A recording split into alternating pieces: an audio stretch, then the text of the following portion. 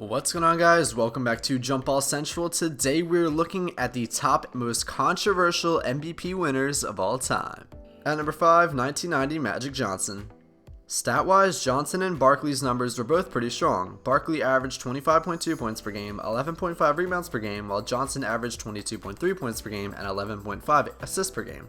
But since the evaluation is most valuable player rather than best player, which Jordan had on lockdown with his 33.6 points per game and 2.77 steals per game, both tops in the NBA, one could say that Barkley's team wouldn't have even made the playoffs without him. So it's safe to say that Charles Barkley should have won.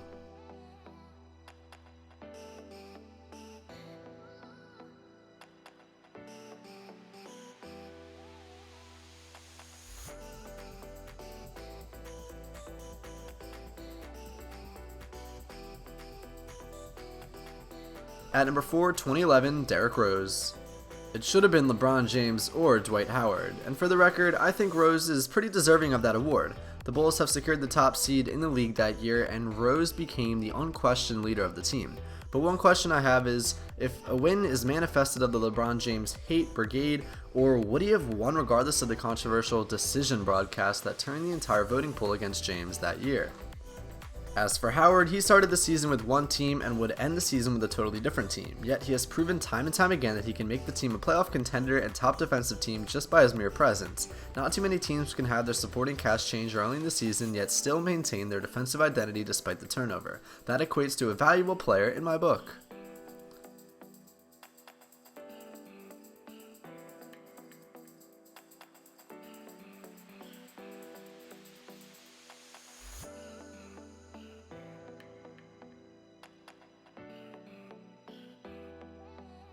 At number 3, 1975, Bob McAdoo. It should have been Rick Barry. And okay, for those unfamiliar or too young to remember this MVP race, let me set the scene.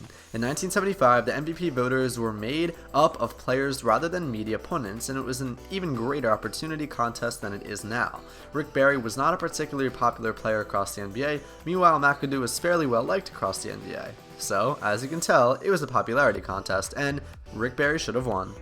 And number 2, we have Tim Duncan in 2002. Perhaps it was because voters felt like they had snubbed Tim Duncan for MVP in 1999, or it was because Jason Kidd's arrest for spousal abuse in 2001 just biased them against him, but many believe that Tim Duncan did not deserve the MVP award in 2002. Jason Kidd, despite his off-the-court issues, led the New Jersey Nets to one of the greatest turnarounds in league history in the first year with the Nets, as the team experienced turning a 26-win team into a 52-win team just by adding Kidd.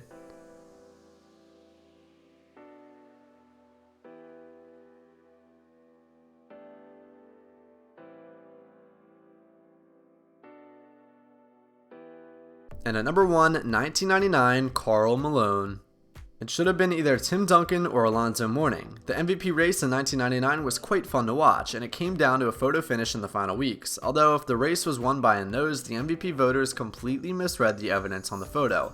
Mourning had the best season of his career in 1999. He averaged 20.1 points per game and 11 rebounds per game, while leading the Miami Heat to the number 1 seed in the East for the first time in franchise history. Tim Duncan led his Spurs to the best record in the West by virtue of a tiebreaker with the Utah Jazz, and Duncan performed brilliantly, posting 21.7 points per game and 11.4 rebounds per game. His Spurs began the season a disappointing 6-8, but since the rough start, he led them to a 31-5 record afterward and established himself as the leader of the Spurs despite David Robinson's presence. Mourning never really had a chance. Despite the off-court persona that was nothing short of choir boy-esque, his on-the-court persona and fight with Larry Johnson in the playoffs in '98 made him the unpopular pick, and Duncan, though he deserved it most of all, was hampered by the still reverberating popularity of Malone at the time. Nevertheless, Duncan wound up winning the title while Malone lost in the second round.